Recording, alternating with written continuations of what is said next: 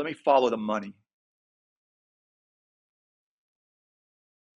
Right now, the traditional Michael Porter competitive five forces strategy that the MBA is carrying into the world, that's running the larger corporate, that all the corporations are being run by MBAs from Harvard, Wharton, Stanford. I'm sure there's European schools. They all think the same way. I know how they think. I would argue, and I'm going to start here, that the playbook they're using to compete is going to basically, it's not going to work soon because we're living in a post-IP, post-regulatory world. What do I mean? Post-IP.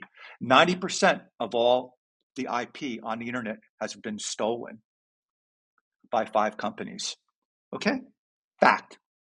5 companies, 90%. Yeah, they're in court, but it's But done. the fact is done, yes. It's So done, and now the we're all damage is talking about it. done. Yes. Regulation, like, oh, let's hope that the cavalry shows up and starts regulating. That's not going to happen. I mean, look at the United States um, Trump administration. I mean, we're not going to cooperate with anybody. China. So let's assume there's going to be no real regulation or remedy. So now you're in a post-IP world and you're in a post-regulatory world. And now assume that open source technology is going to win the day, which it always does.